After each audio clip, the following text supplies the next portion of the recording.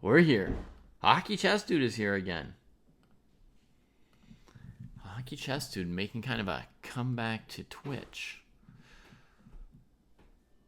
I know you're watching a bit less for a while. Hey, Richard. I am pretty good, thank you. Well, actually, to be more accurate, I'm exhausted. But I mean, not something not something to complain about or whatever. But yeah, I am exhausted today. I had a weird incident at the gym, which is, I mean, it's a really feel old moment to even repeat this incident, but I was at the gym this afternoon and I finished my swim, and I had some muscle that was really tight, so I never go in the hot tub after swimming because I'm really warm after exercising, right? But I thought, oh man, this sore muscle, maybe if I went in the hot tub, it would help a little bit. So I, waddle over to the hot tub and I get in and try and get the thing in there, and it gets really hot, and I climb out, and then I go back into the locker room and I kind of collapsed. I just kind of just kind of collapsed in a puddle on the ground, and I was, dry heaving and dizzy, and the world was spinning, and my body was tingling all over, and it was unpleasant. Beyond unpleasant. And then, some people came over and they're like, "Are you all right? Oh, you're all right." I was like, I'm okay, but not super okay. So, so then, they just had me drink a bunch of water and wait for 5 or 10 minutes before walking home. So I felt really particularly feeble. And so, yeah, I would love to be in bed with a book or Netflix or something right now, to be perfectly honest about where I'm at today.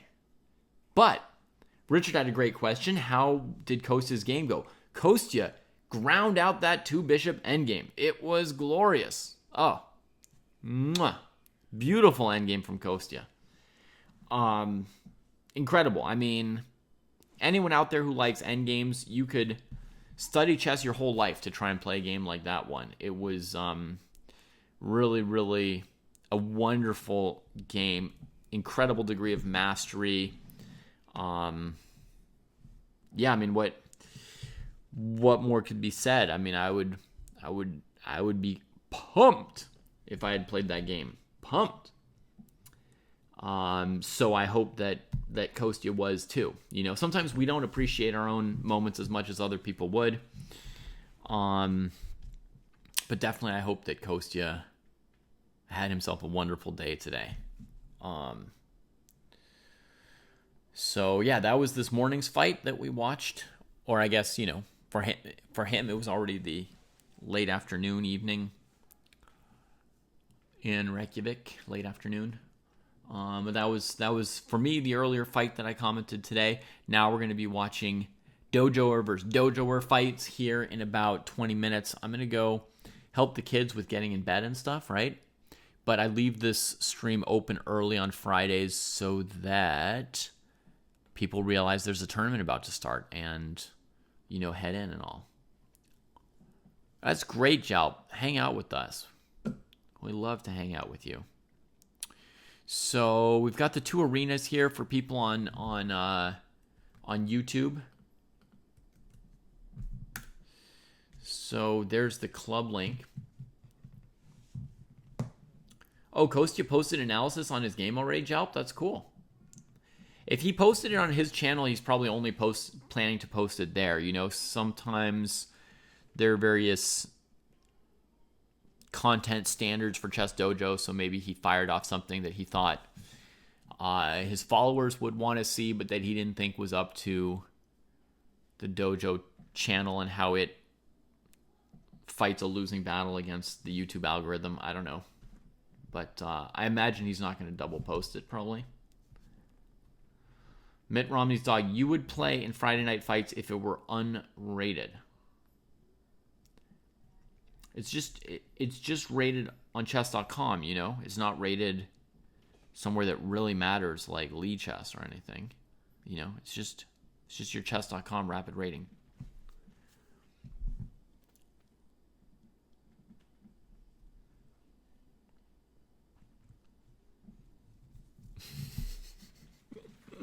I'm kidding. But the point is, it's not FIDE rated, it's not USCF rated, and all your ratings don't matter. So that unhealthy amount, one of the best ways to get over it would be to just join us and have fun, you know? But I'm not in the pressure business, so I'm not trying to get you to join our tournament. I'm just saying for you, anything you could do to care less about your online rating would probably be a good step for you. And I would love for you to feel happy and free to play chess when you want to play chess, to enjoy it whether you win or lose, to not play chess when you don't feel like playing chess, etc. My number one goal is for you folks to have a good, healthy relationship to chess. So, is the sky looking nice today? Oh, yeah. You know, one thing I was realizing, folks, is every day, twice a day,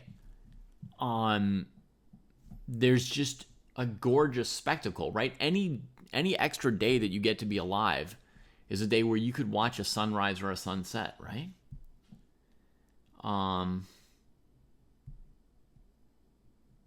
So that's out there for you. And for me, you know, anytime we think of it and want to just enjoy our lives. All right, I'm using very small amount of real estate here without a second screen. So let me just get this right here. All right. It's not even 100% Jelp that rating does not matter, right? But it's that if you care an unhealthy amount about your rating, it actually hurts your rating as well as your enjoyment of chess, as well as your enjoyment of life, etc., right? So people who are not too concerned about their ratings generally are happier and better off in their chess playing. Rating is useful as a measure of how good or bad you are, and a way of tracking your results and your progress and all that. It's super useful in some ways. It does matter. Yeah. Okay. Yeah, I've been keeping track of all the freestyle games across online. I watch them after the fact because I'm watching Reykjavik Open live every chance I've got to comment Kostya's games. But the Paris freestyle games I look at afterwards. All right, I'm going to go help the kids with bed for 10 or 15 minutes, and I'll see you around soon. If there's anyone wondering how to join, please help them find their way. All you regulars, see you in a minute.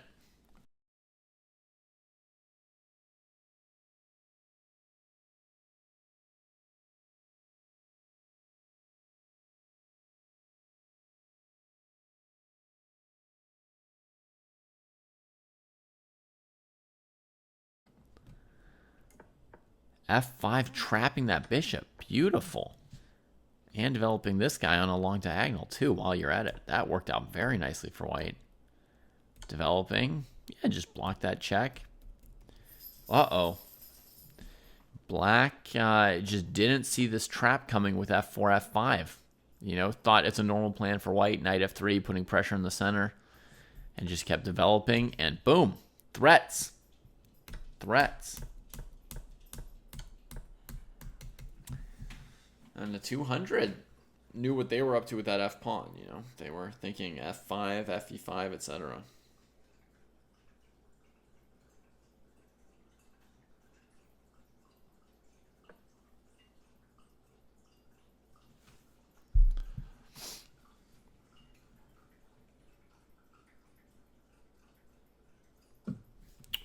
Welcome to the dojo, Mubarak. I hope you're having a great day or night, depending where you are.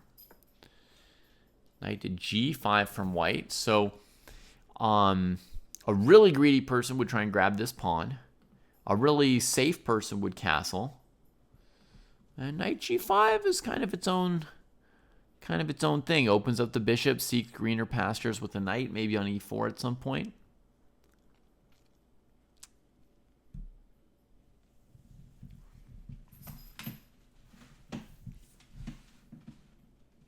Yeah, perhaps looking to use this e4 square, but black's got it pretty well covered at the moment. You know, if you wanted to improve a piece for white, I feel like this would be the piece to improve on e2, right? Because the e5 pawn is kind of covering where it wants to go. The d4 pawn as well. So you could play g4, knight g3 if you wanted to improve your knights. That would make a lot of sense. I think there's a great risk that I would have grabbed the pawn. I know Jesse would say all kinds of bad things about me, but doesn't it just look sort of scrumptious, that pawn? Like you could take it and that improves the knight on e2 because you get rid of the pawn that's kind of bossing your knight around? No? You would castle. I know. My first instinct was to castle, and then I thought, but maybe I could get the pawn. Maybe I could take it and get away with it. Okay, no one else wants to take the pawn but me, so I have a problem. I have a problem. I see it, Jesse. I hear it. I have a problem. I'm up a piece. My king's in the center, and I want to open the e-file to get one more pawn. And everybody in the audience is telling me no and saying I'm the only one. Well, I'm the only one who walk across the fire for you. It's not always bad to be the only one. But if you're the only one who wants to open the e-file against your own king, that's probably a bad example of being the only one. Really? Berkeley grad? Nice.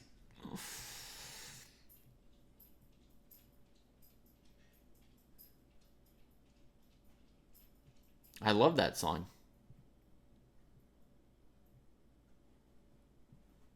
Yeah. Yeah, it has that line as well. Fillet gefilte fish, drowned in my desire for you, I think, is the next line.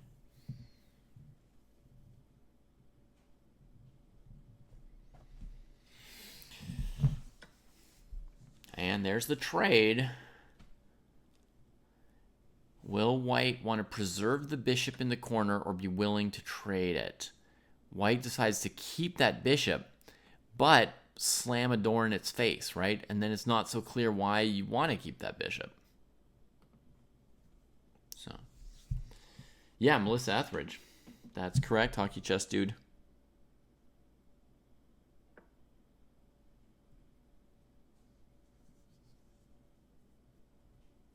Mike's got a lot of time melt like butter, that's for sure.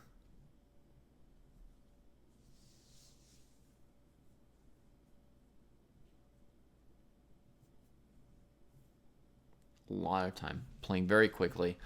And now Mig plays a very nice move, right? This is a move that shakes up the game and it takes advantage of white having taken on e4 with the pawn and left the bishop here, right? It attacks the knight. It attacks the pawn. It's trying to open up this king. It opens up a diagonal that could keep us from ever getting castled. If we take, that's the worst, right? Hockey Chess Dude was adumbrating the possibility of this fork. So knight c3 was a good choice by Mike, saying, yeah, that pawn's untouchable. I won't touch it.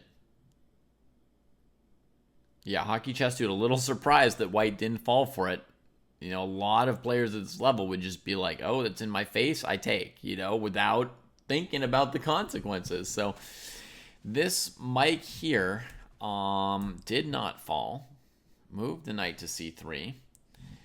And, yeah, now it's up to black to try and come up with some other juice, some other stuff to get chances against white, since black is down a piece. You know, they need a lot of good moves here.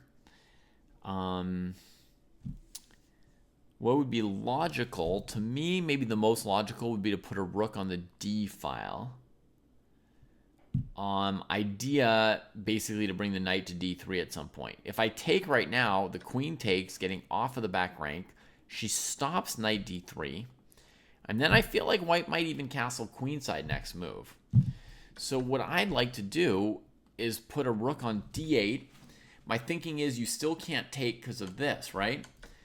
Meanwhile, your queen's sitting here stuck defending these pawns, so I don't see how you could castle that way. And if you castle this way, then hopefully something like knight b3 check is going to work out for me.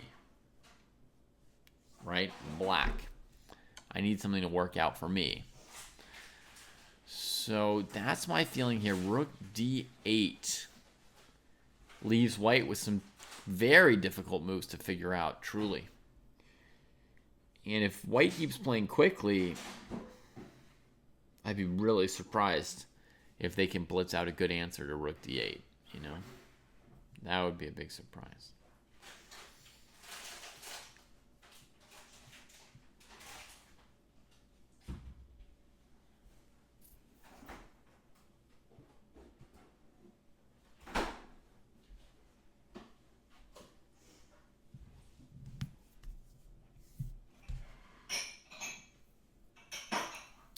All right.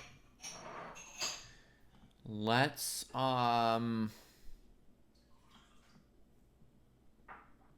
just announce Sunday's tournaments. The weekend rapid tournaments this week will be on Sunday, not Saturday. It's a newish switch. I think last week was the first time we did them on Sunday. So for anyone who didn't hear that news, Sunday. And maybe we'll click on yet another game. Although I'm very curious what Mig is going to come up with here. I'm very curious. But I guess I'll just bounce around and come back, you know? And then we'll see. So let's check out B. Burks and Bishop, who we haven't really seen so much yet. Looks like they got a very aggressive opening. Did Black move the queen too much? Maybe. Let's see. Unusual defense to the queen's gambit. Queen gets kicked. She heads over. Bishop d2. Right, if you play e4 here as white, I think you're just blundering the pawn because your knight can't take. So white goes bishop d2.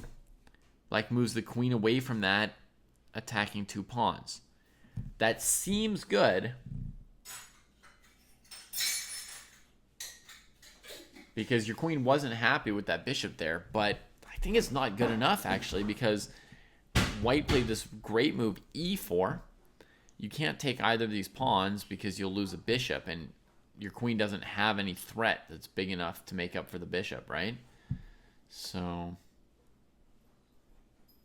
bishop there, knight d5.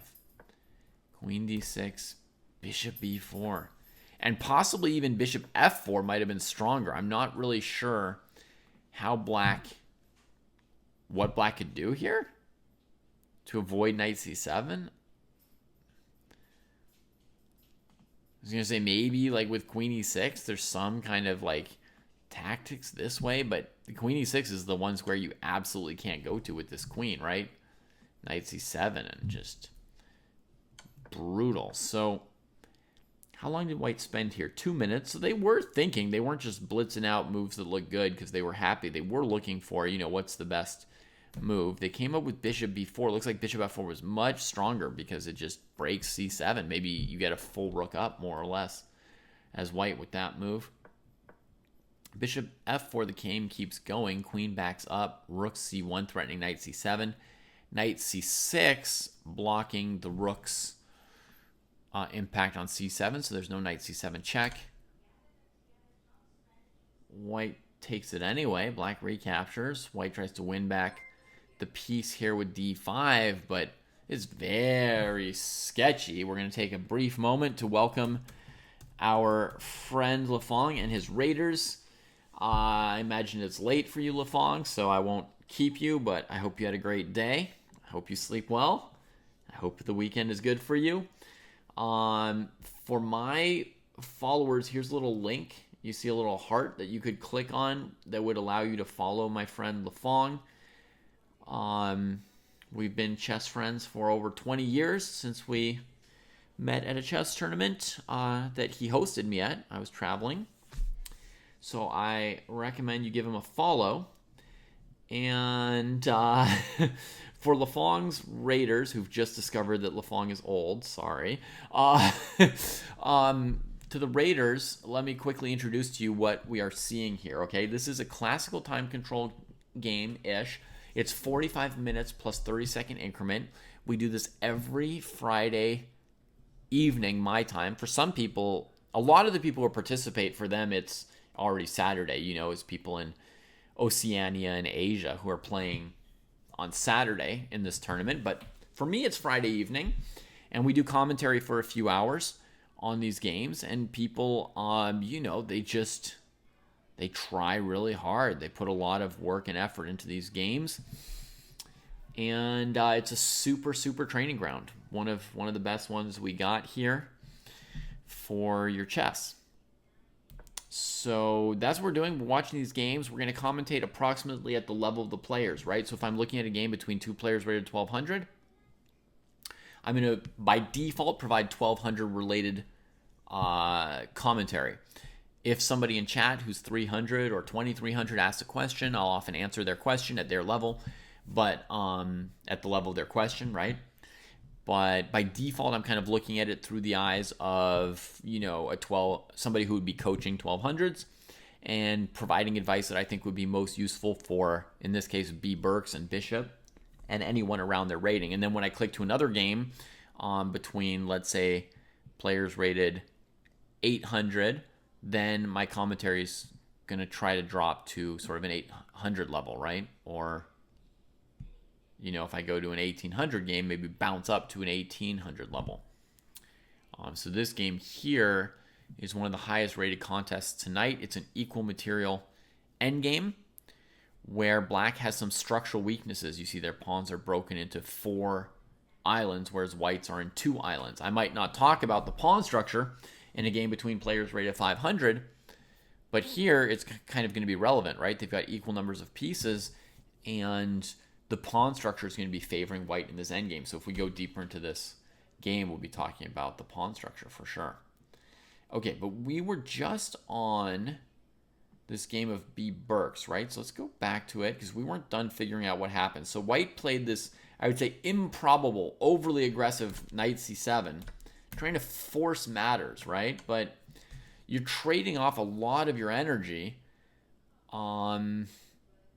and you just don't quite have that good a position to do it, I would say, So let's see how it goes. I expect black to be able to get out of this and sort of somewhat escape.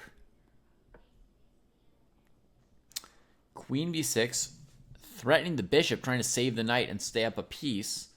Bishop c5, and grabs the pawn, which looks like so close but not quite, right, folks? Queen a5 check seems to give us some real chances to save the knight. I guess white's best move is b4, knight b4, queen d2, trying to still win that knight. And then it does look like the knight falls, which is bad news for black. The good news is, even if the knight's falling, black can get a queen trade out of this at least, right? Knight c6, pawn c6, queen d2, king d2, pawn takes. At least you get to an endgame where white's development lead won't be as painful, although the position still looks very risky for black, even with an extra pawn. I also had a thought that, this is the move to really think for black after d5. Did they? They thought for a bit, but they actually thought more after bishop c5. So it's kind of the moment where, like, if you come up with an idea like queen b6, you want to try to predict, like, what can they do about the counterattack on the bishop? What happens if they take and I take? What happens if they run away? Do they have any moves that are threatening? This is the kind of move you're looking for, and black stopped and thought for longer here, 4 minutes, than they did on queen b6. So this is a case of you have an idea to maybe stay ahead a piece, which is great, but then you didn't double check it at all, right? Like, you didn't think, but what could my opponent do about my idea? You just said, I found a good idea. I got it. But if you want to move up to 13, 1400, already you're going to have to add to your thought process a little bit of, what can my opponent do about this? You try to refute your own idea, basically, or look for the most likely one or two responses for your opponent, right? You try to find good moves for them.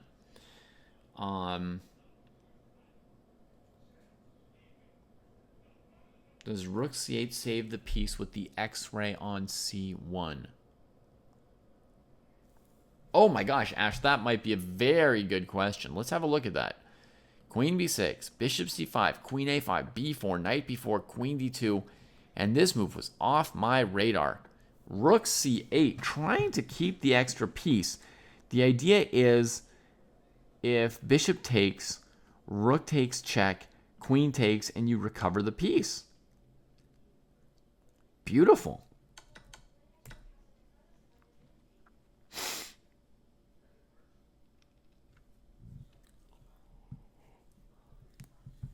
Wow. There's a chance this works. Let's try to refute it, right? Like good refutationists. We're going to play king here, keeping the attack on the queen and hoping to get this. King wanders. Black gives a check. King wanders some more. Black takes this, and white's dead. Nice find, Ash the Great. Good spot there. Wow. Now that's another level compared to this game, but looking for a very, very creative tactical move, right? Really great idea. And if white can't take the knight, next move, black's ready to take the bishop. So if bishop b4 and queen b4 lose, which it looks like they both do, then white's not going to get the piece back here, are they? I guess there's a3 we could calculate as well. Rook takes, pawn takes, and again, we trade the rook with check. So that's how we get out of this scary-looking double attack, is with a check, and that's the tactical escape we need. So,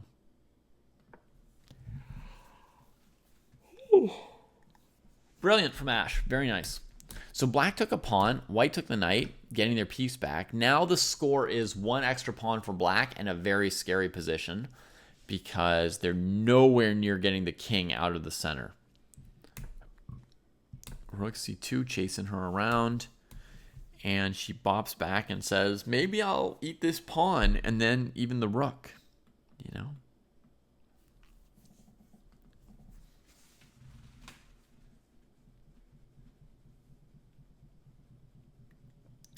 On the other hand, white doesn't want to play a move like f3 that doesn't bring out pieces, right? White's hoping that you could do something like knight f3, queen takes, and not lose your rook. Right? That's the hope. That's the hope. And that's the calculation here for white. Knight f3, queen e4 check. Does anything work out? Is rook e2 good, or does it block in our bishop too badly? Richard's game seems to have ended abruptly. I think it was on our watch list. Looks like UG20 won the game. So we had a bishop trade here from Richard. Development. Asking the bishop what it wants. It does not want to trade. I agree with Richard there. G4, bishop G6, bishop D3. Now it gets traded. Here's a nice chance, Richard, to do something called improving your pawn structure. Regrouping these pawns together. I don't know if you had like a specific reason why you wanted your pawns like this, and so you're trying to leave them like that, but just so you know, a major option is c takes d3 to try and bring these pieces together. So anyway, let's see what happens. Knight b4, queen moves, queen b6, going after here. Oh, you chase the knight back, that's good. Then you bring up the queen and defend your pawn, that's good as well. h6, because black feared knight g5, and maybe they have an awkward time defending that. So h6, rook b1 to protect that pawn, knight g6 going after e5. There goes e5. Oh no, if the game ends in a queen fork, did you play something like queen d2 or queen d4 here? Is there one move left in the game? Queen d4. Boom. And that's game. Yep.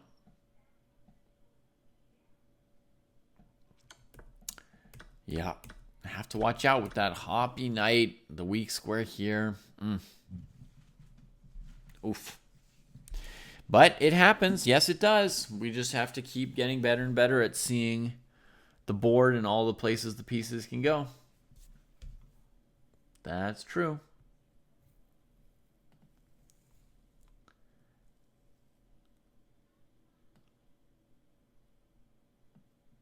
See how our 200's doing in their attempts to beat a 1300. So knight c3, rook d8 was played. Bravo. White plays bishop e3. Nice idea. Queen steps off the diagonal. White gets a huge chance to castle. Oh, are you unpaved? Cool. I've been bouncing around a little bit today instead of just focusing on one game, but we did cover some of your games. So, yeah, if you check the video, hopefully there's something useful for you in there. Seems overall like you played very well. Focusing on that e5 pawn made sense when you did it. And Richard thought a long time because there was no way to hold the e-pawn, apparently. Yeah, I didn't see one, Richard, either. So imagine if you'd played that pawn takes d3 move instead of queen takes d3 on that bishop trade earlier, right? That would have given you a resource to set up a better defended pawn chain with d4 later, where your e3 pawn would defend your d4 pawn, which would defend your e5 pawn. I know normally a 700 can't think about chess blindfolded, but I'm just pushing you a little bit by making a comment about your game while it's kind of fresh in your memory. And it's just planting that seed that maybe you can remember or visualize or see or think some things about your games without even seeing the board. So that one move where I commented on the trade of the light squared bishops, maybe if you united your pawns, it would have been easier to keep them defended later instead of bringing the queen up as you did. Okay, so very interesting. Queen c7. I think white has earned themselves a chance to castle, and they don't. Instead, they bring black's bishop back over this diagonal, so the king is again stuck. Then they bring in the rook and play a defensive knight d1. Check. King here. Threatening discoveries. King goes back, right? This move here was vicious from Mig. I mean, rook d1 is not only a discovered check in English, it's also a double check, and it's also checkmate. And because of this nice diagonal, the king can't run away. So white actually had to run towards the center to get out of the way of those discovered checks, and Mig brought out another piece. It's definitely feeling truly scary here. Like very soon, black could play a check with the queen or bishop and maybe get a rook into d2. So what does white play? Knight c3. Okay, harassing the queen.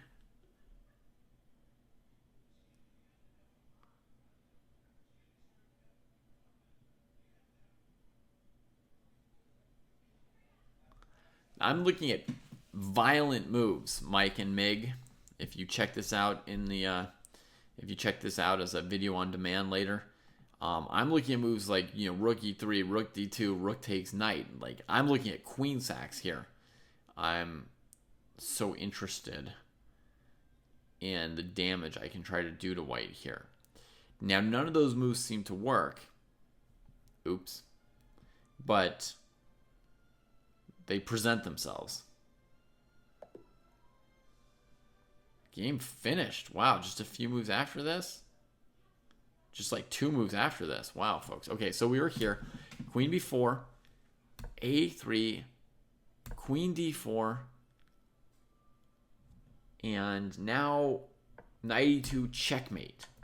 So Mike needs to ask themselves, was there any way to prevent this checkmate at this point, right? If they maybe they didn't see queen f2 coming, maybe they saw it coming and didn't see any way to stop it. But very good for our defensive play. to, you know, practice finding some key defensive moves.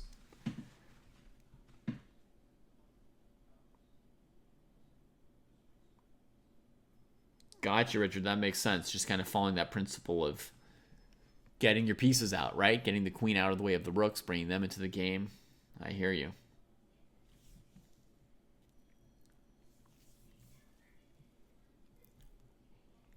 So, if you do this exercise, Mike or Mig, you might find rook f1 as a move that stops that checkmate.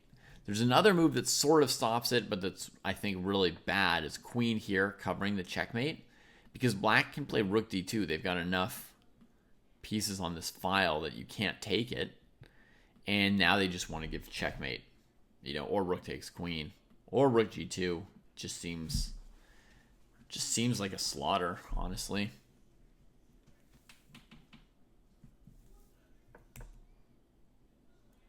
So I think rook f1.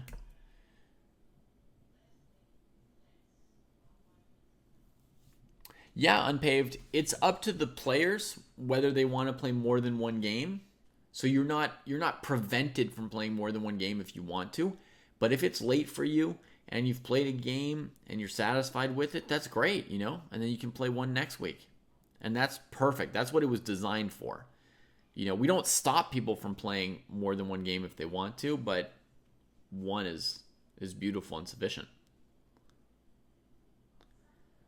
You're angry that you've been cooked 2 weeks in a row by the Caro.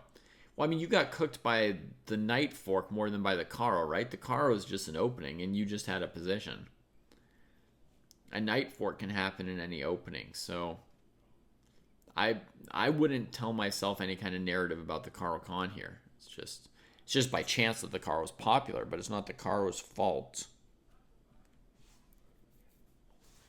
that something bad happened to you. I mean, your opponent played the Caro well, but, you know, you were playing perfectly fine as well. You had a perfectly fine position.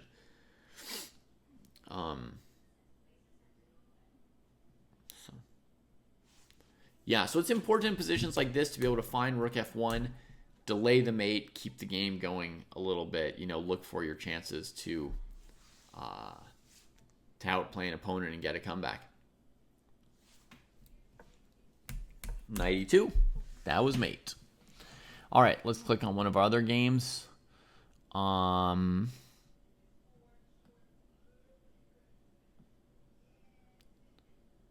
We had this B. Burks game we were looking at a bit, right? Always welcome, Richard. So we had this queen wandering. White decided they needed the tempo of f3. They didn't want to. They spent quite a while on it, so that's good. It's very, very good that Bishop wanted a better... Oh, sorry, no, this is B. Burks who has white and Bishop who has black. It's very good that B. Burks understood they want to do something other than f3, and finally they decided, I have to. Like, I can't let black take on e4 here.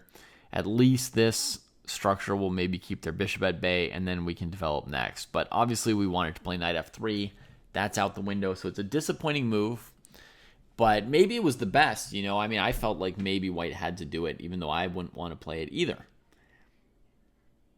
Okay, so rook d8, tempoing the queen while bringing out a piece.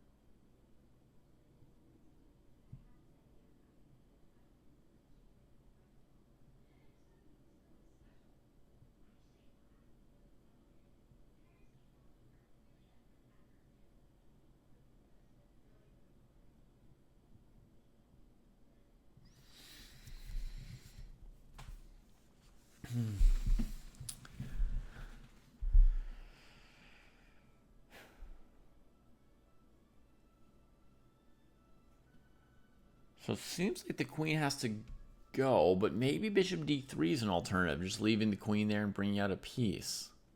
I don't actually see a way for black to gang up on this bishop, so maybe that's okay.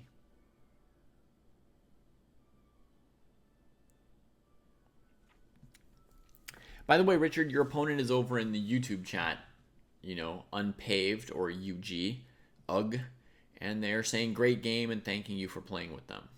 So, yeah. Do I know if Bishop and B. Burke are dojoers? Yeah. Yeah. I mean, Will Blunder something. I consider anybody who's playing in our events pretty much to be a dojoer.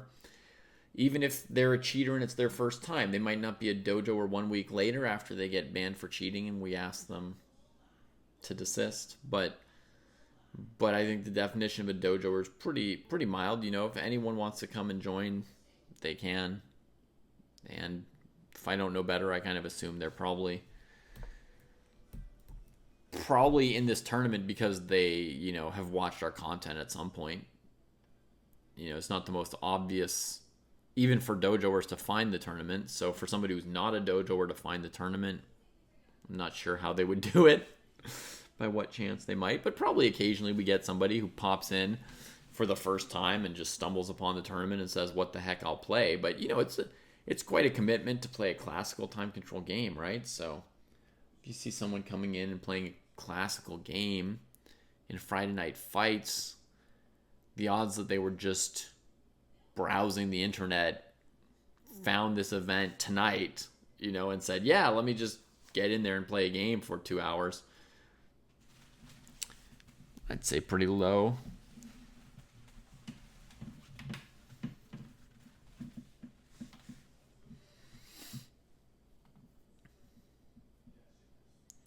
Hey, Meg, is your game done? Oh, yeah, we saw your checkmate. No, Richard did not play you, Meg. We have not seen your opponent, Mike, in the chat tonight that we know of. But nice comeback, Meg. That was great. There was this one move, Rook A D8, which was a super strong move to find that I didn't really expect anyone to find, and you found it. Yeah, he had you on the toes after finding that F5 move, right? Which was an unexpected threat for you. And that'll keep you on your toes for your next game too, probably, right? The experience of missing that F5 move. But yeah, you came roaring back, and you obviously have some good skills for building pressure and coordinating your pieces kind of aggressively there, right? With the D file and the dark square diagonal. So you did a good job holding tough and giving your opponent something to worry about as well. All right, so B. Burks moves the queen off the D file and chooses a square where she helps to overprotect C5, which is logical. Black gets a piece developed, and now White's going to want to move one of these two for sure. Oh yeah, it does have that polymorphy feel, right? Of all the pieces sort of coordinating and building up pressure. Yeah. Yeah, polymorphy's pieces were always flying towards the action. But he didn't like closed games as much. And yeah, you kind of clumped your pieces on developed squares in the middle, but there was like a mild awkwardness where that F4, F5 caught one of them. So I could see, yeah, I can see the polymorphy influence actually, totally. In that you're just trying to like play naturally, bring the pieces out, build up pressure. Yeah. That totally tracks. I think Mickelwold, for these classical games, a lot of people do play their games on a chessboard and then click the move into chess.com. Whereas in our rapid tournaments, I think everybody pretty much plays on the chess.com interface. But yeah, for classical, we probably got a very high number of people who have a chessboard around to move the pieces around on, which feels great. Yeah, Hockey Chess Dude points out like black is kind of wanting to play e6 to bring this bishop out, and then white will trade, and then black won't be able to castle. So plus white will have rook takes c6 at the end, right? So let me play. Okay, it looks a little bit weird, but this is the most basic move actually, is to move the bishop out so the knight can go to e2, okay? And let me just show you like Hockey Chess Dude's point. Like e6 is the natural move to keep things moving. And after takes, rook takes, right? These pieces were poised for that trade. Now they're coming roaring out, and it looks, pleasant from White's perspective, I would say. Yeah, Richard, I think they merged the discords, or were planning to merge the discords, but you should be able to join the Discord. Yeah, there are some channels. So there used to be one Discord for anyone with any dojo interest, and a second Discord for people interested in the training program. But as the training program got more important and more people were in there, then I guess those who administer the Discord were finding it like a little bit annoying to go back and forth between two different Discords, right? Like if I wanted to announce, I don't use Discord very much, but if I wanted to announce a tournament, I don't know, do I need to announce it in both Discords or just one? And so some other stuff, right? So they're merging the Discords, but then there will be some channels in the Discord that are for people in the training program and related stuff for them, and then other channels that are for anybody.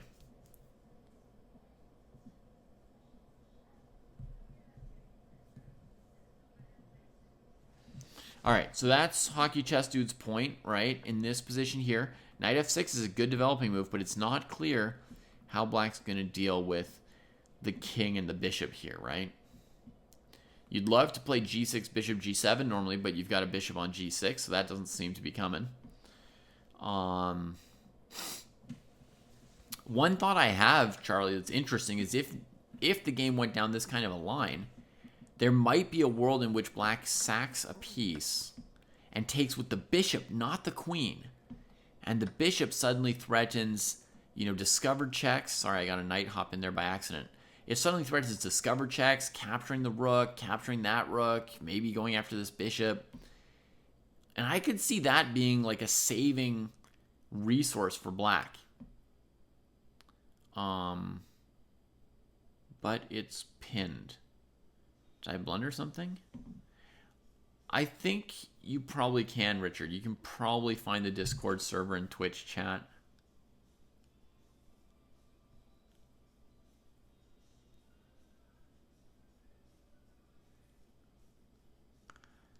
Yeah. So I could see that being a saving grace for black in some case. The problem is I want to put both these pieces on e2 as white, but I can't, right? I have to pick. And I think that's why B. Burks is stuck for a little bit here as white right now, as they're figuring out, how do I do that? I kind of want to move both these pieces. Maybe Burks is even spotting this knight e4 idea and worrying about it a little bit. So what do I do with these pieces, The safest move is like bishop e2, blocking these tactics in advance. But that means you're going to have to play knight h3, and then castle, and then sort out two badly placed pieces. But it's just to keep your development going. I mean, they're badly placed, but they're better placed than these pieces, right? Because at least they can move. So that might be what white has to settle for here, is that bishop e2 move. If you go knight e2, I don't really see what you do next. It's going to be really weird or slow how we're going to untangle it. So to me, it's kind of between bishop a6 and bishop e2 mainly. If I were playing here, I could also imagine knight h3, but I think if you're going to play knight h3 and bishop e2, you might as well lead with bishop e2, actually. I don't see a preference for this one.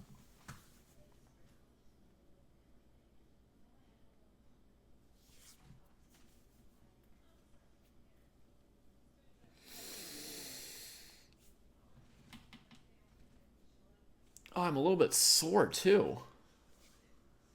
That's weird. It's kind of rare to get sore from swimming. Some things went weird with my body today.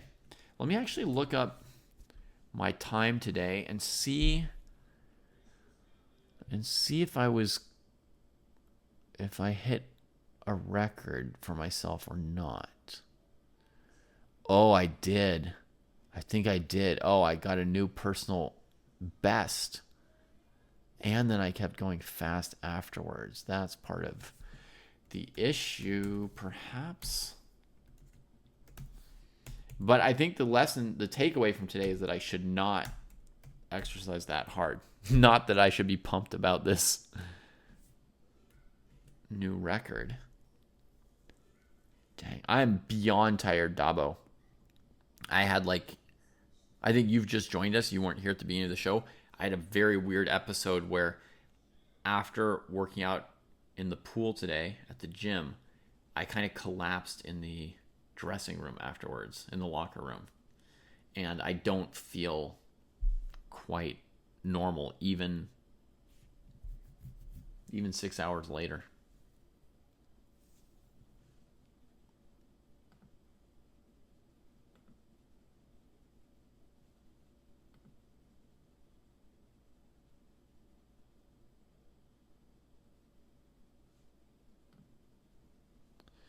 Not like I passed out, but like I lay on the floor and couldn't move. And my body went kind of haywire.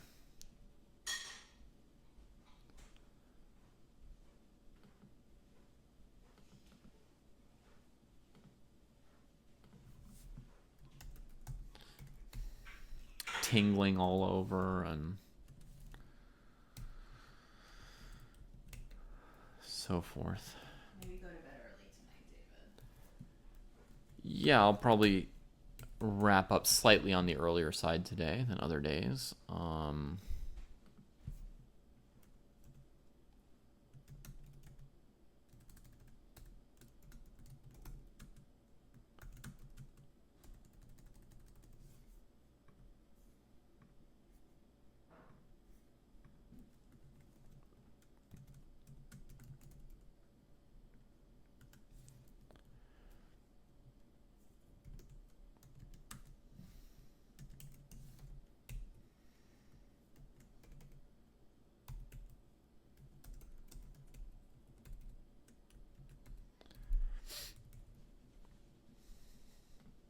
All right.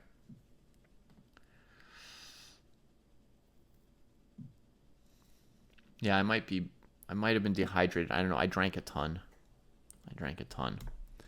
White came up with 92. Okay, so we don't know what's going to happen with this bishop, do we? Big questions. By the way, Richard, I apparently don't have the permissions to send you an invite for the Discord server, so I'm sorry about that, but it'll be figured out soon enough, I think. Oh, you're already in the Discord. Okay.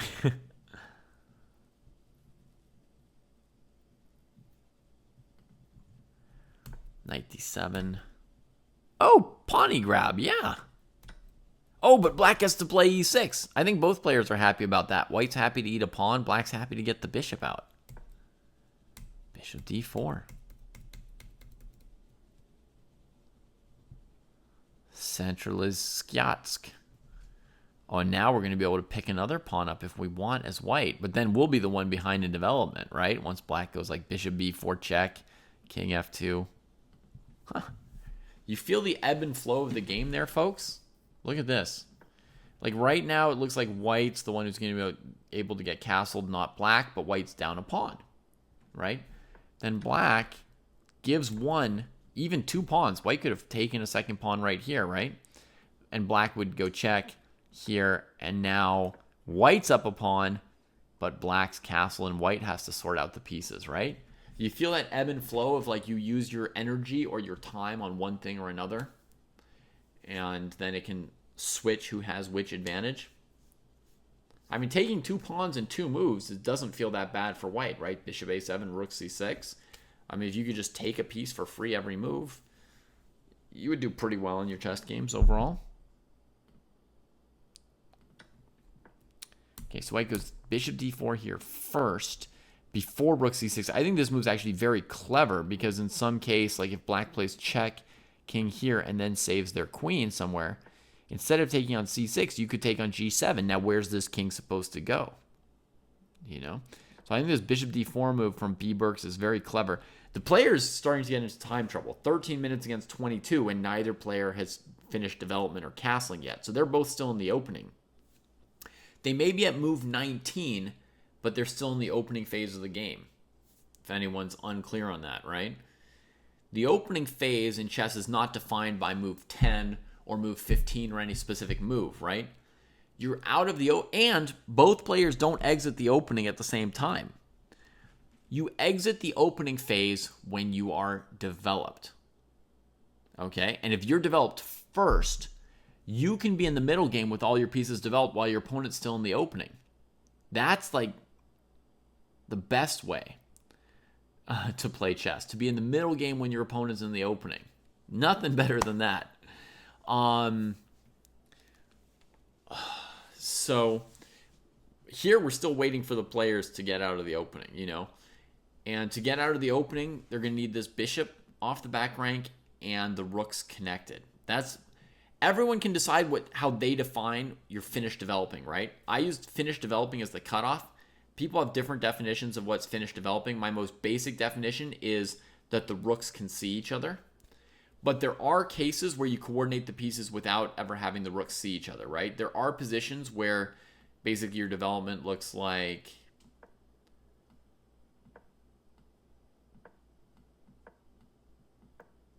this. Like this is your king's castle position, so to speak. This rook's on an open file, and this rook you're choosing to develop via pushing the h-pawn and maybe a lift, right? So this could be an example of a position where black would say, I'm now in the middle game. I'm out of the opening, right? I no longer need to bring out a new piece every move or whatever, right? So there's not a hard and fast definition, even for me, of what it means to be developed, which then is my definition for being in the middle game versus the opening. But normally it's just for the rooks to see each other, and that covers like 90% of cases. And then you have to use your judgment around 10% of other cases where for some reason you're going to play a position with your king in the middle of the board and the rooks are going to be developed in a different way. It's pretty much it. I do have a problem with pawns, Richard. I do. It's true. Black gives a queen check over here. So now white could play bishop c3, but then bishop b4 is a great move for black. So that would be overly clever of white. They should actually play king f2, but what 1200 in their right mind is going to move their king to improve their development? Huh? I don't know. How you doing, chess pawn? There are positions where we can ignore or delay castling, for sure. McCallum points out a little tactic to us. After bishop a7, black has been like dreaming of this development, so they pounced on it. Did black not have queen a5, winning the bishop and possibly the game? They did. They did. Oops. Major oops for these players, and that shows they don't quite have enough time for this phase of the game, right? Because black's in such a rush to castle that they played e6 in 5 seconds there. They didn't have enough time to think for 20 minutes on every move, right? So they're like, okay, knight d7, the point was to get the bishop off of here. The bishop got off of here. I'm not going to look too closely where it went. I'm just going to do my development, right? So yeah, they're low on time here, these guys. It's going to be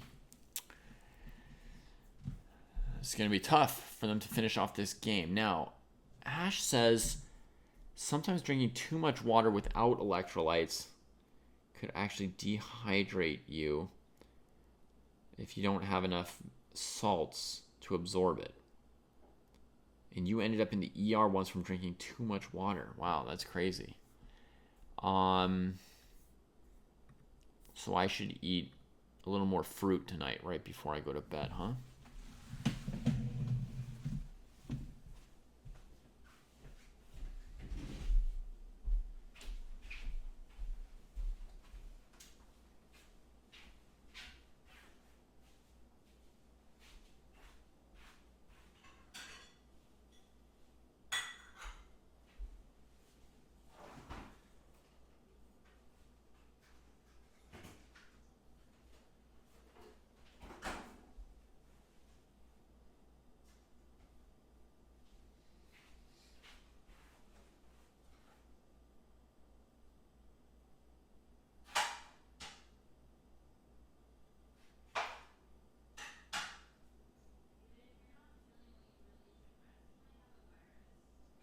I think I'm feeling okay.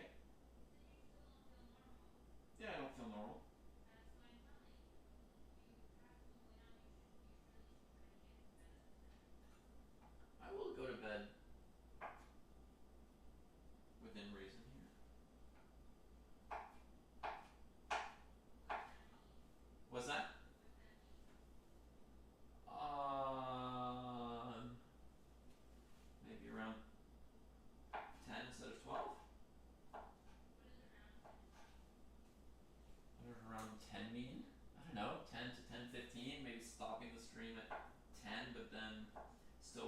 brush teeth? Yeah.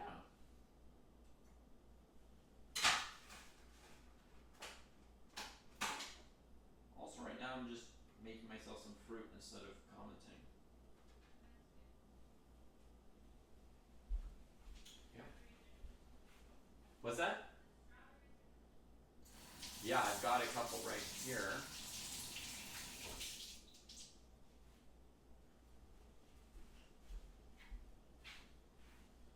Someone in chat was just saying to me that sometimes just drinking a lot of water if you don't have electrolytes won't rehydrate you. Yeah, that's why I suggested an electrolyte drink for you today for the car. Oh, but I didn't know why you said that. Like, I didn't even have that knowledge. yeah, when you sweat out fluids and salts. Uh-huh. So you need to replenish salts I see. if you're dehydrated. Right. I don't know if that was really the issue. I think you probably have a virus going on. Because you really did like 20 minutes of swimming. Well, you were doing an hour of hard swimming. I set a new personal record actually. Okay. Swam very hard. Yeah, but it wasn't very long. We're trying like ultra marathoners and stuff, David.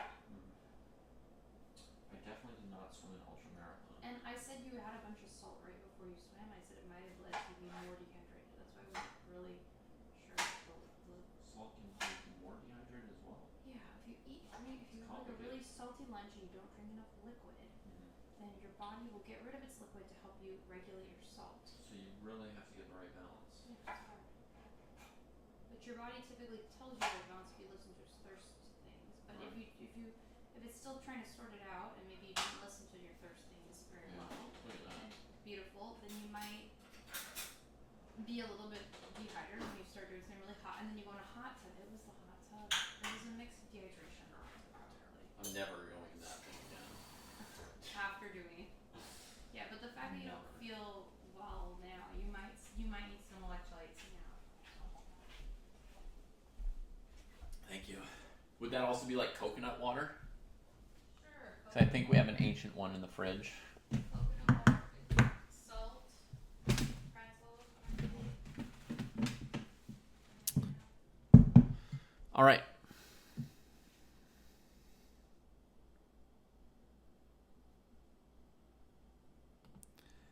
Hey everybody, back with some beautiful fruit. I don't know if you can see it, but it's beautiful. Which will hopefully help. And Richard says my wife is so nice. Aw, what a nice thing to say yourself, Richard. I might be holding my breath when I swim. I'm definitely holding my breath when I swim, Dabo.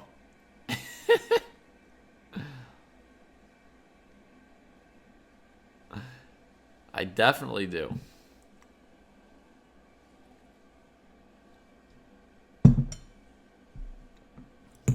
All right, so what's going on in this game here?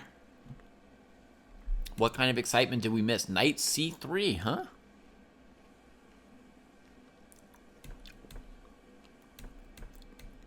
Oh, of course I exhale in between breaths, yeah. You can't just keep sucking in without ever putting anything out. No, Ash, I knew that folks could probably hear.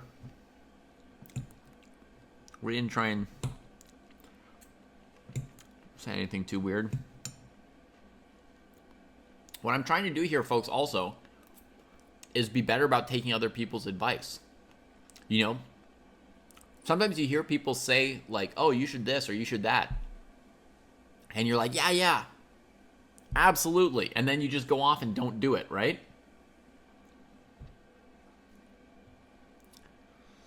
So,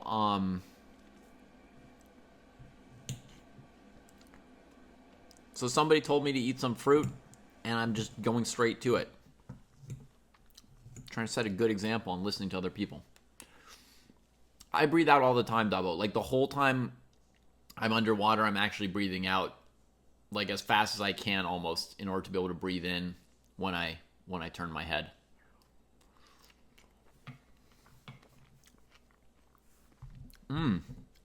This is great too. What a good idea. I don't know if my breathing's like perfect or anything, but I think it's pretty standard, pretty normal.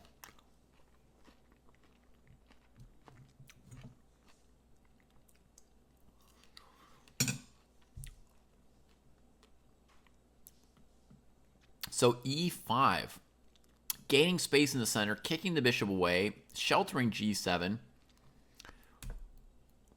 Queen gets out of the way. Look at this. Both players are about to get out of the opening. They're just one move away.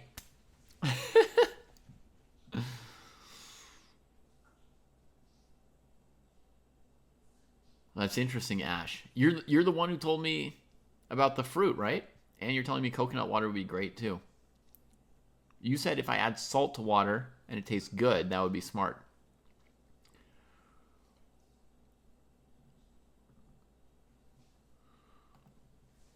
Yeah.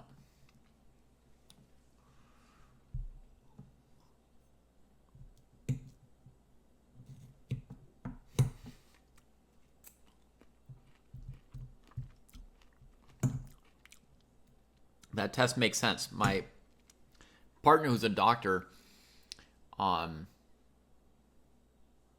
also say that, you know, if you could listen to your body like that, you might be able to see what you need.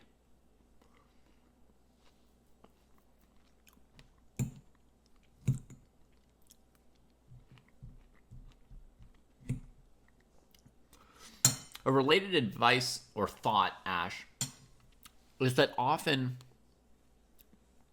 we would do better to treat ourselves the way we would treat our friends instead of the way we treat ourselves.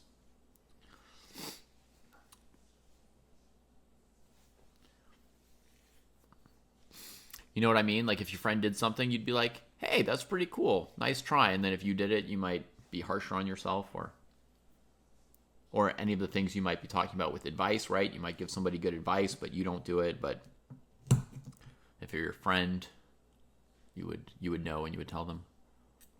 Spider Zlatan's body claims it only needs Reese's. Yeah.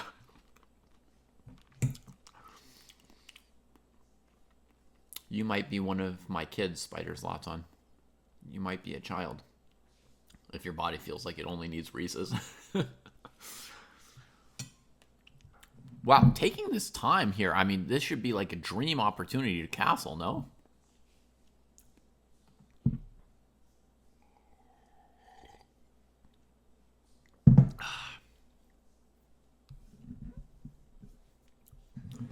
Here's also like a really hard and crazy thing you could do, Ash. You could tell your supportive friends that you actually want their advice or their help. You know? But yeah, there are things I would do for other people, like what you're saying about motivation. There are things that I would do for other people that I need as well that I wouldn't do for me, right? Like let's say you've got a friend and I don't know, like their bicycle's broken. You might go over to their house and fix their bike, even though you've got a broken bike at home that you've never taken the time to fix, right? As a random kind of example, but I think you know what I mean, right? Like,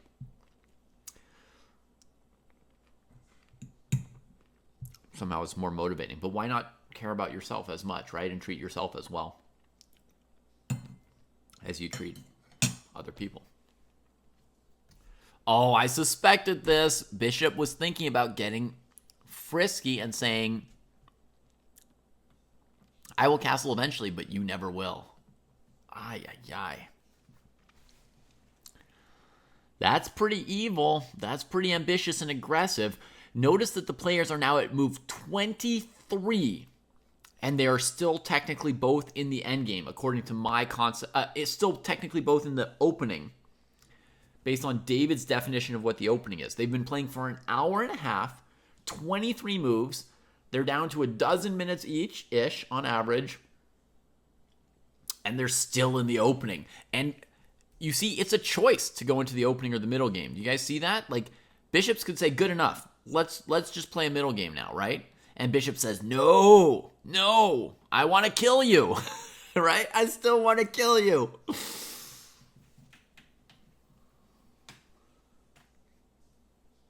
Previously, the bishop developed to e7 because white still had a bishop on this diagonal, right? But now, because the bishop dropped back to d2 to harass the queen. Again, I mean, if white just wanted a middle game, white could have played bishop e2. Castles, castles. They could have gotten to the opening even to move faster, right? But white, again, looks to maximize. Threatens the queen, looking for some knight d5 or knight b5 kind of move to gain some small little advantage out of the knight thrust. Maybe win the c6 pawn, excuse me.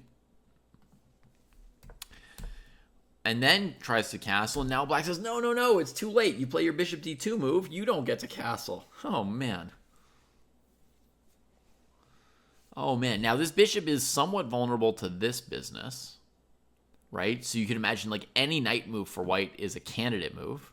Oh, white's played a move. Let's see what it was. Bishop e3. Okay. A simpler move, trying to get castled. It makes a lot of sense. Now, black could play bishop takes, queen takes, castles, and play a middle game. Or they could play queen a7 and keep trying to win the game in the opening, right? What do you all reckon? I mean, queen a7 is a pretty tricky move, and there's some risk to it, because after queen a7, bishop takes, you could take with knight or queen, but you see white's got some juice too.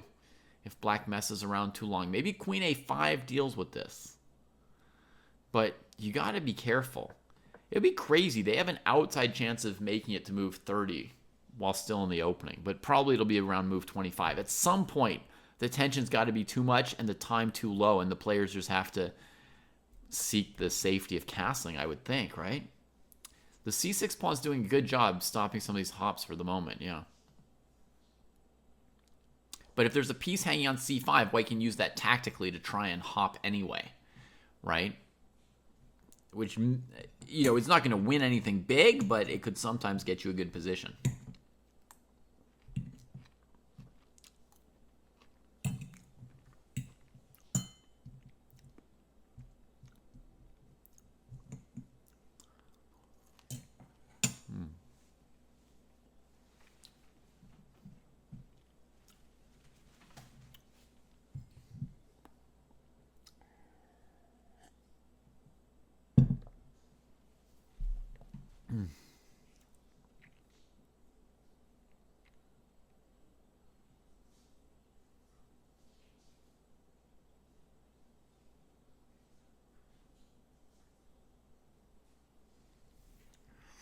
Yeah, bishop is still pressing, still looking for good stuff, right? Like, if they had agreed to go to a middle game, they would just trade and castle, right? But they're thinking for, I don't know, 3-4 minutes here, looking for ways to ratchet up that pressure. This is a huge battle. Neither bishop nor B. Burks is willing to give the opponent an inch or an easy out or anything, right? They're just playing maximum. And by the way, material's still equal. So if at some point neither player manages to knock the other player out, and they end up both castling, guess what? They still have a really interesting middle game to play, where it's not obvious who has the advantage or anything. I mean, it's a really intense game still.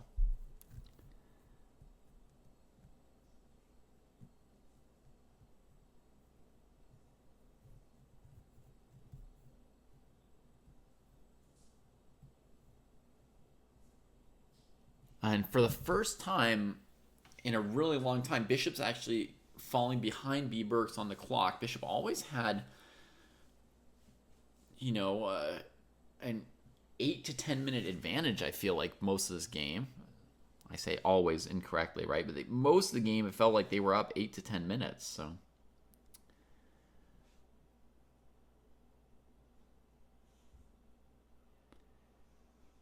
I said, Ash, that's like maybe the hardest thing to do. To say that.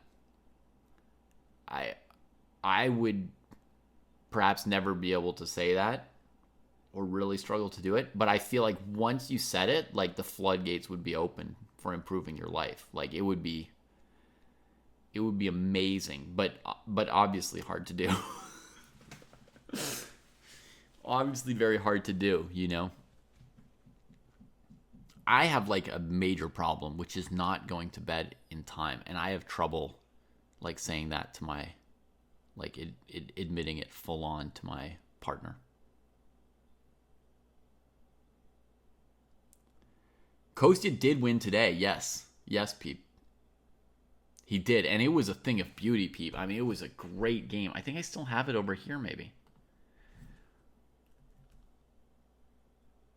You might want to check this link if this is the full game link on Peep, because this game, it was really glorious. It was great work from Kostya. Yeah.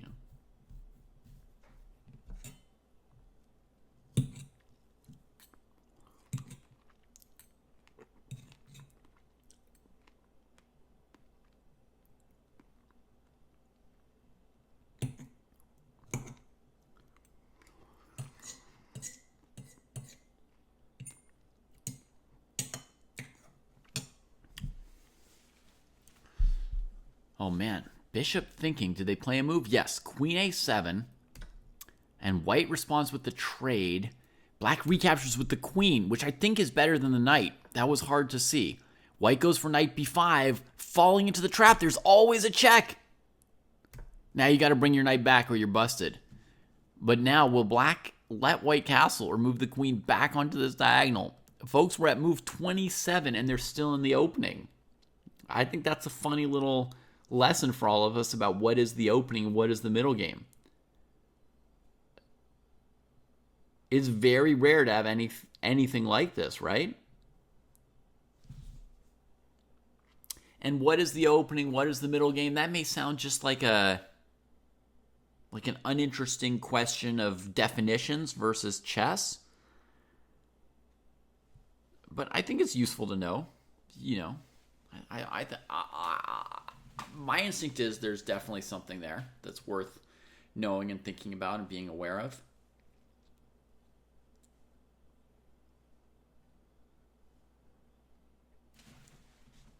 All right, Walford Net Cafe played last week. Just played an intense, instructive game versus an 1800.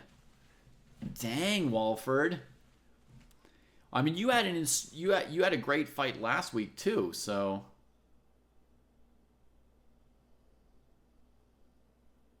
feels good just to have a nice long battle. That's good, Walford. Like, one of the things we're most lacking is chess players who can lose a game and say that it felt good.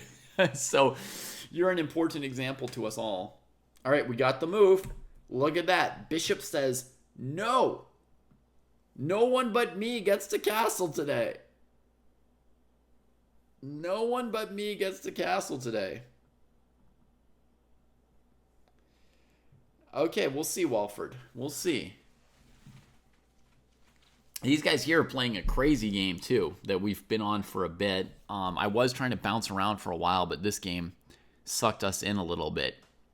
I can't remember when I last saw a game go 27 moves without the players being able to, coordinate their pieces. And each player has had a chance to finish development and castle, and each time they decided to make one more threat against their opponent, and it didn't happen.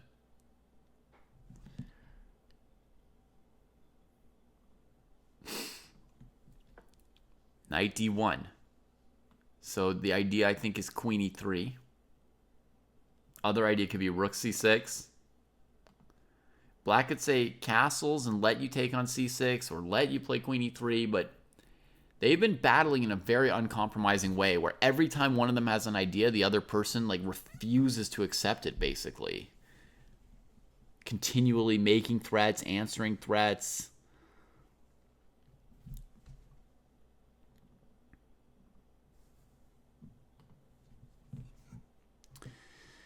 Sometimes you got to risk it to get the biscuit, Walford, right? Sometimes you just got to go for those interesting moves. And hope they work out.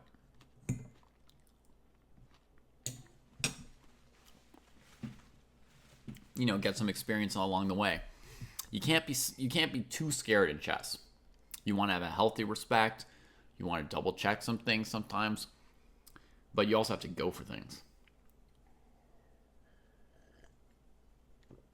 Ashley, great. Yeah, you can talk about this ongoing game here between Bishop and B. Burks. I've been talking about it this whole time, I think. So.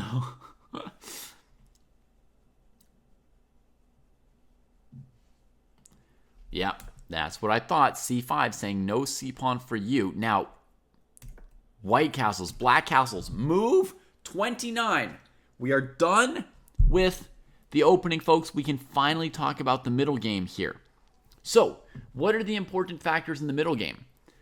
I think the first important factor are these bishops. So one of the first things I notice, right? We get a quick move from white, king getting off of the diagonal and out of some tactics. Normally, this would be the quote-unquote good bishop because black's pawns are on dark squares in the center. White's pawns are on light squares, so white's would be the bad bishop. But if that bishop comes to c4, it becomes the quote-unquote active bad bishop. It's not a bad bishop at all, but because of how we define bad bishops, white's pawns are on light squares, so it's the bad bishop. The active bad bishop is when a bad bishop is a good bishop. Whereas black has a bad good bishop. This is technically the good bishop, but it's a bad piece because it's locked in by this pawn structure. Now, black could play f6, bishop f7, bishop c4, and we could trade the bad good bishop for the good bad bishop, and that would be far less confusing than the current situation, right? It would at least clear up for us. We could stop worrying about which bishop was good or bad, which would be helpful. I do think that's also more or less the best thing that either player can do with these bishops. There's basically one good diagonal on the board, and that diagonal ain't big enough for the two of them, right? So to me, very logical would be f6, which black did not play, bishop c4, bishop f7. That makes tons of sense to me. And then it would be a question of activating the knights. And we've got the d5 outpost and the d4 outpost, and white would go for knight e3 and maybe get a small advantage because their knight gets to a good score faster than the knight on d7, right?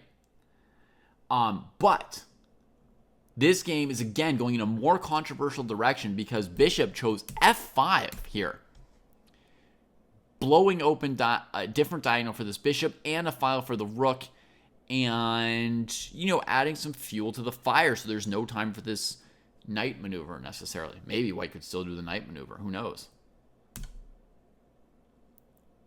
Would f5 be a move or not, asks Purist.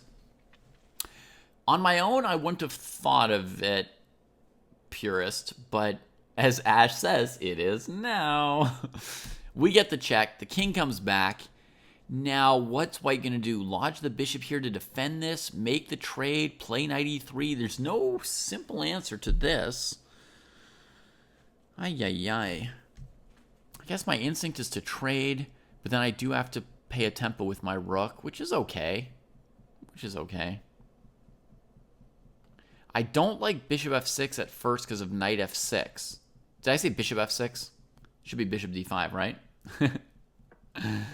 So bishop d5, trying to lock that square. That move I don't believe in because of knight f6, but if I think tactically, there's an even bigger problem with it. fe4, and the rook's undefended on f1, so you can't even recapture.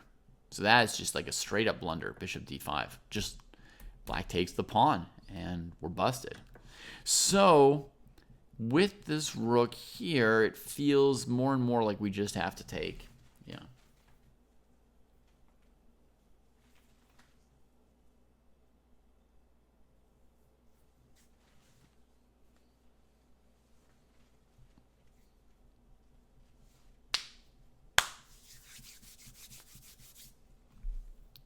What other games are still going that we had our eyes on before? We had FXL and Andrew Visa. 2 pawns against a bishop. That's a very intricate endgame. But we'd last seen this game. At this point, I was very curious if black was going to go for g5 or not. They did, and white immediately went for the sack. But not with the knight sack keeping the bishop pin, but the bishop sack going for direct attack. Black tries to block white out and lets the queen in. And now it feels like white's attacks would have been too strong here. Queen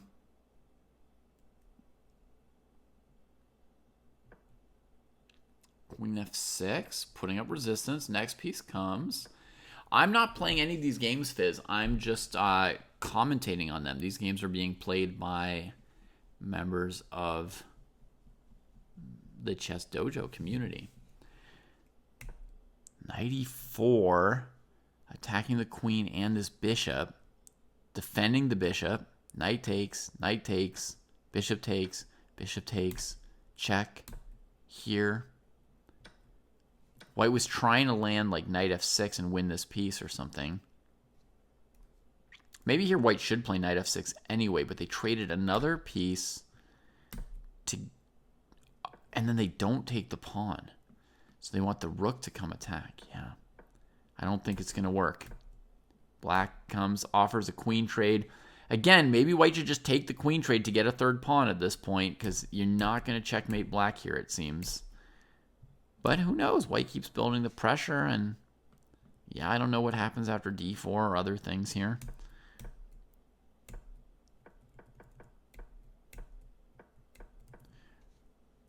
Also possible already is like check here. Here is another way to still win the third pawn. So that third pawn wasn't going away, was it? King does defend the bishop, and black's fine. So white keeps looking for more.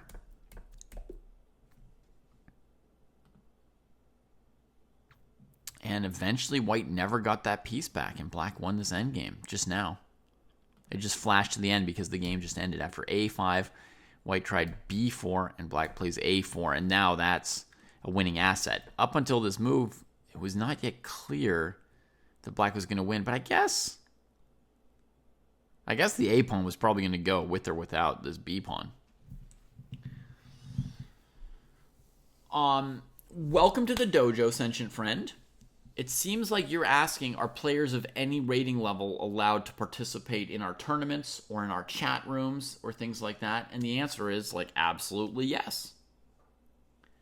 We have a player rated 200 in our tournament today. We frequently have players rated 2,300 in our tournaments even. So I'd say we consistently get players from everywhere from 300 to 2,300. But if you're 100 or 200 or 2,500 or 2,600, you're welcome to. You're welcome to.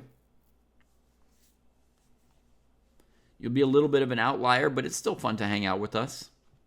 And, we can have a good time, even if you're rated 100 or 200 points above or below other people. All right.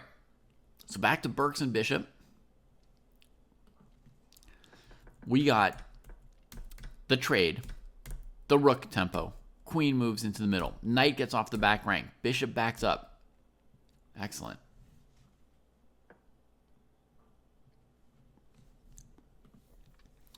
Rook d1. Perhaps next with this rook here and some pressure on the file against the knight and rook. Black has to make sure that these pieces are well enough defended, these two pieces here, because they're on an open file specifically. Like if these pieces were on the C file, it wouldn't be such a big deal whether or not they were defended. It could still matter, but it wouldn't be as big a deal. But here, yeah, you got to proceed with some caution.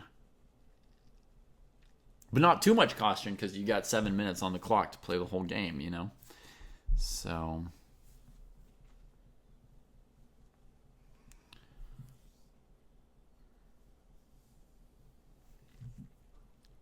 my instinct, something like queen here, defending both pieces with the queen. Nice little tuck position for her. Oh, maybe we got a mouse slip. Maybe the queen was trying to go to c7, a similar square to e7. But that might be a problem. It is okay, Walford. Yes, you are absolutely encouraged to chat together about your game. Totally normal. You guys are showing other people how to have a good post-mortem, a good conversation about a game after the game, which is the best part of chess culture in my opinion. So go right ahead and show us all that. Oh, white find it. Yeah, it's a classical game. You don't get away with mouse slips in a classical game, right?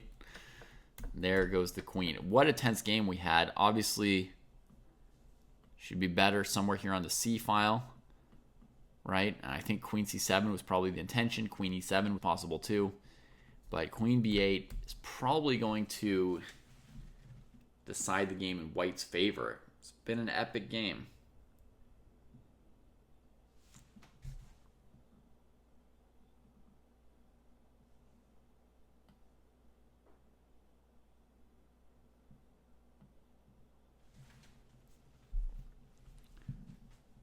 In this position, you see a tactic if black plays it.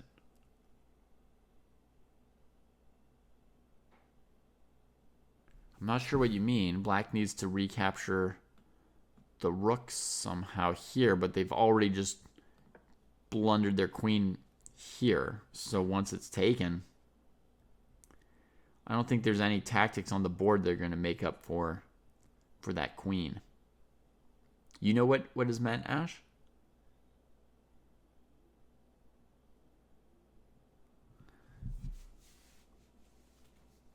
Oh, are we looking at like a rook b1 kind of idea? Oh, I see what you're getting at. Rook b8 seeming to blunder the knight, and then if rook takes knight, you want to go rook b1 as a tactic, right?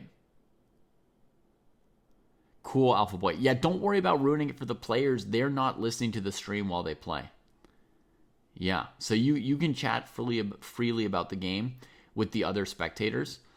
And the people who are playing, they know to keep the stream closed or silent or off or whatever while they're playing. And then when they're done with their games, then you'll see them coming into chat sometimes to talk about it, like Walford, Net Cafe, and Novest for the Drury here. They played a game that finished, I don't know, 5-10 minutes ago, and they're sort of talking about their game together now that it's done. But during the game, they weren't listening to us. Even this variation would actually be fine for white, because if you count the pieces, you'll see after all these trades, white's still up a knight. So it's okay. I would say for white, it's perfectly fine to take the knight. Also, it's not necessary, but it's okay to take it. Also okay to just start moving this a-pawn down the board. You think black's chances would be a bit better after that trade? In a sense, they're winning material, right? Because rook and knight is better than a queen. But white is ahead by so much that trades also sort of simplify white's task. So it's not clear if this makes things easier or harder for white, right? They've got an extra knight, rook on the 7th, pass pawn coming.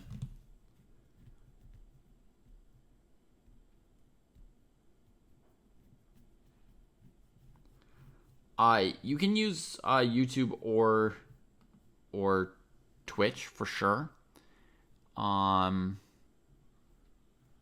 Yeah.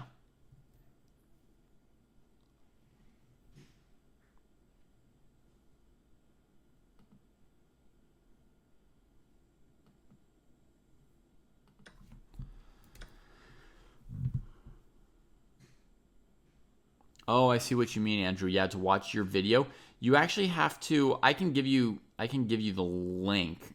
It's actually, you can't rewind this video. You have to go click on Chess Dojo's name, and then it takes you back to our page, and then you click on videos, and then recent broadcasts. Oh yeah, I don't see it there yet. Yeah, I'm not sure that I even know how to do it.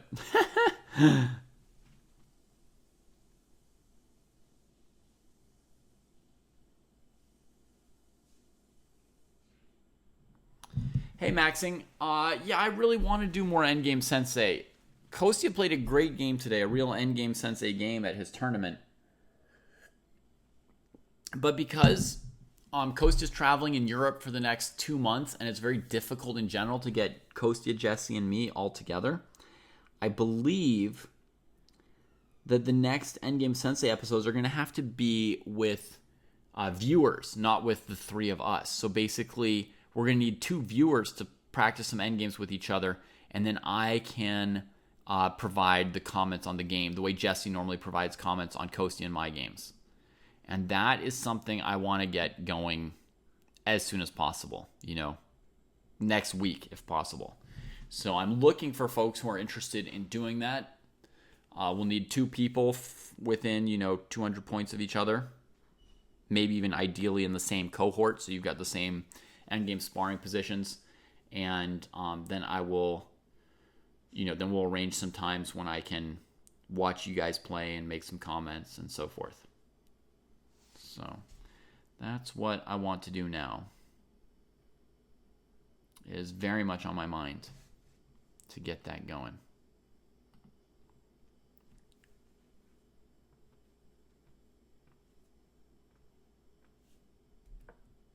Bishop d3 chosen. Cutting out this rook to b1 move and looking to simplify the game with the trade. And bishop says, nope, no simplifying. I know I'm behind here. So now, looking at this pawn over here, 6 minutes each, but they do have a 30-second increment, so it's not, total flag zone, but so far these are both players who've taken their time today. I don't remember a lot of their games I've seen in the past. I've seen a game of B. Burke's before, but I don't remember if they played quickly or slowly. So I don't know to what extent these players might be risking running out of time or flagging or not. But so far in this game, they've both played pretty slowly, so it may be a little bit of a concern. No, it's 5 to 10. Yep. Thanks, I see it. My thoughts on two rooks versus queen endgames. I think they're very interesting to practice. I know a few things about them. I don't know exactly what thoughts to share with you.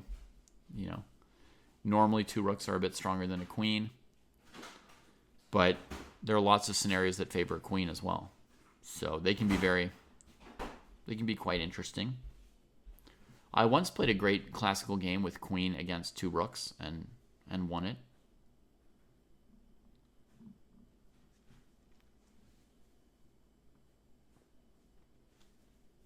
Obviously with a bunch of pawns on the board, as you said.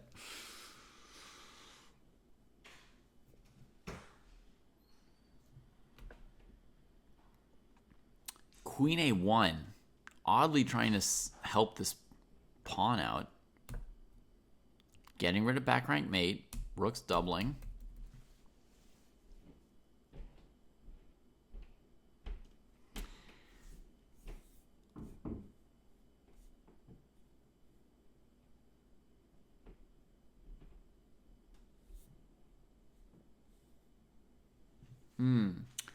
I mean, yeah, judging when two rooks versus a queen favors the rooks or the queen can be hard to do without some experience. I don't know which side of it you were scared of, Mig Modicus, but I think a lot of players around, let's say, 1,000 to 1,500-ish, and I know you fall in that range. I think a lot of players in the range of 1,000 to 1,500, they sort of know that two rooks is supposed to be a little bit better than a queen, but they don't quite believe it. They don't trust themselves to be able to beat the queen or compete with the queen or outplay the queen. So they'll be scared to face the queen. Okay, you're in that same camp. You were scared to face the queen. You could have had the two rooks. Yeah. So that's pretty common for players at your level, that they know the pieces are supposed to be as good as or better than the queen, but they're scared to do it. They don't believe it in their bones or in their soul, They're like, I know a master would tell me this should be good or whatever, but I just don't believe it. I can't do it.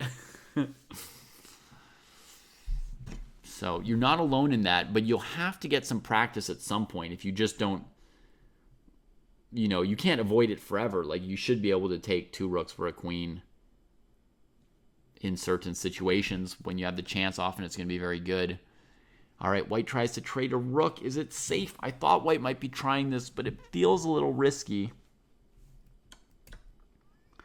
But I don't see a way for black to exploit it. It looks like white safely trades a rook and then can move the bishop back to a better square soon. And I would like the squares e4 or c2 for this bishop. Anybody know why I like those squares?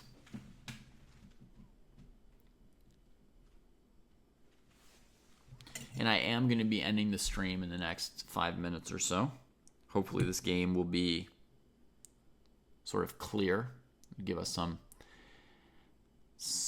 closure on our program today.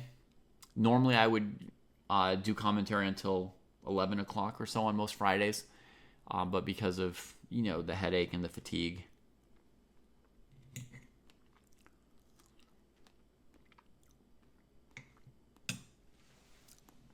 we'll be closing it down soon. But this is a nice little question just for your sort of technical and conversion skills. Why does David like the two squares marked in red for this bishop?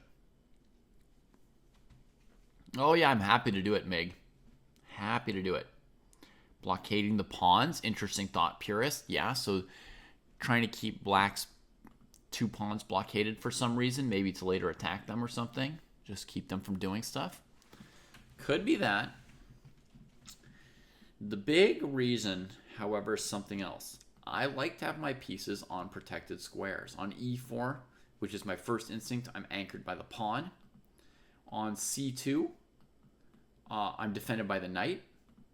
And I also have the idea of maybe going bishop b3 at some point to trade that piece if I need to. So very, very important for technical play, right? I don't know if it's necessarily like a positional theme, but for technical play, for chess play in general, you want your pieces on defended squares when possible. And these kind of situations where the pawn structure is sort of breaking down and you're starting to get into the end game, it's particularly important to pay attention to tactical weaknesses of your pieces and find proper squares for them. Okay, white pushes the a pawn, black goes after the knight. That piece is dangling. It goes wandering away, far and discoordinated from these pieces. White's plan is basically just to mad push this pawn with the queen's support behind it. Other than that, the white pieces are discoordinated. Like, there's nothing else that they're doing well here.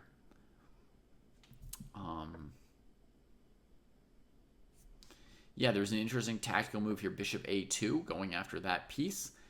And if rook takes, you could be happy with your trade, for sure. But black would have rook a3.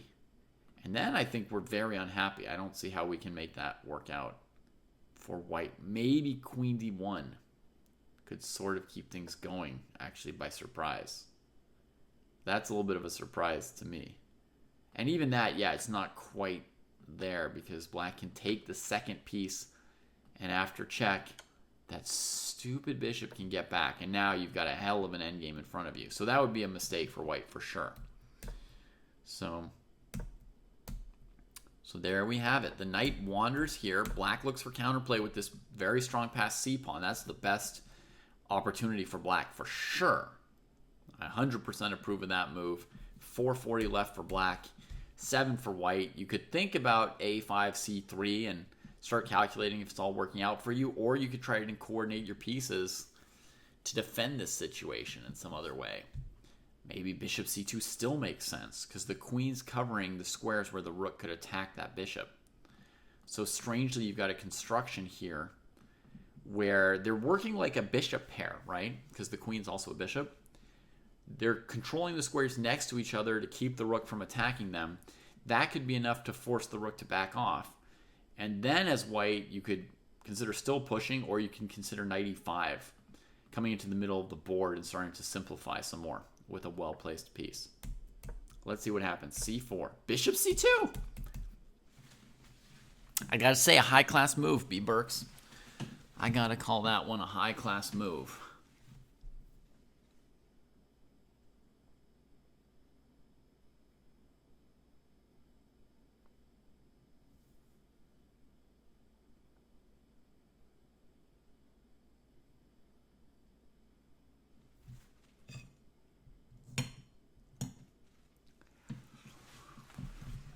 I'm going to put this away and see if I can catch 1 or 2 moves when I come back. I'd love to see the end of the game, but it is getting tough to keep going.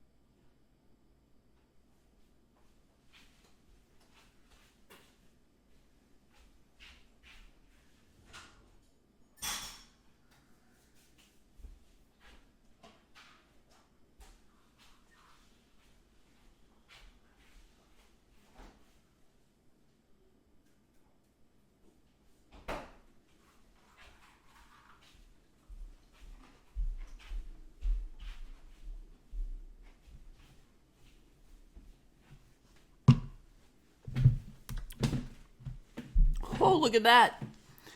Bishop c2, kicking the rook out. And then my idea of bringing the knight into the middle. Coordinating everything. Good board vision by Burks. And queen c3, the blockade square, also protecting against this, just in case. Although you've already played h3, so you're good. The bishop and queen help each other here, like a bishop pair, you know? You know how bishop pairs are good next to each other? Look at that. Hard for the rook to approach them. And you can even play a5 from here. That was a very good sequence by white. Very, very good.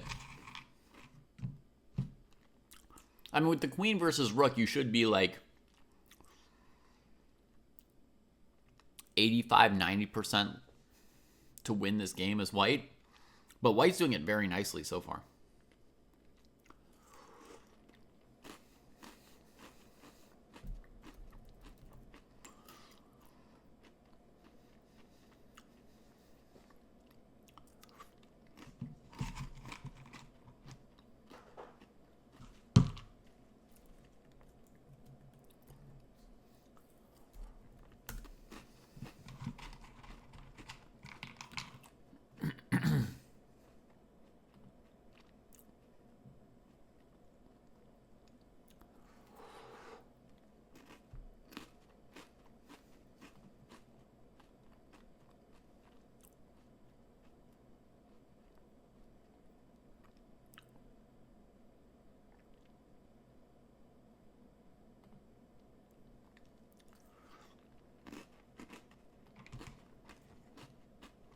Anyone here know this story about Danya Naroditsky leaving Weissenhaus?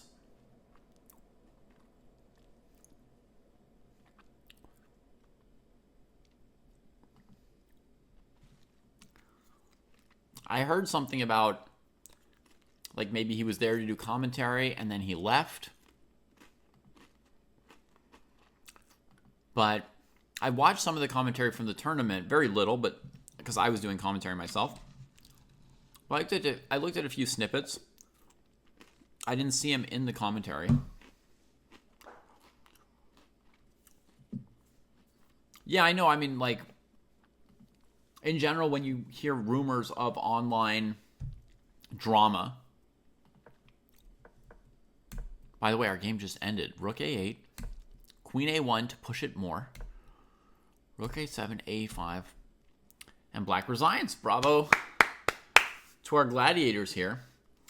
So normally, yeah, if I hear there's some kind of like online drama of people saying this or that about each other online, I'm not that interested in it normally, but I'm interested in Danya and I'm interested in freestyle chess, so this is an exception. And I looked online, I couldn't find any reference or explanation about it. And then somebody on Twitter mentioned it, so I was like, hey, explain it to me. Because I think I found somebody who knows the story. And they've just answered by sending me a clip of Danya, but it's a 3-hour clip. So I just thought, if there's anybody who knows a shortcut, that would be awesome. But maybe I'm going to have to watch a 3-hour video. Tomorrow. That's not tonight. Tonight is for sleeping now. Thank you again to everybody who played these games for the rest of us to watch, who entertained us all like that.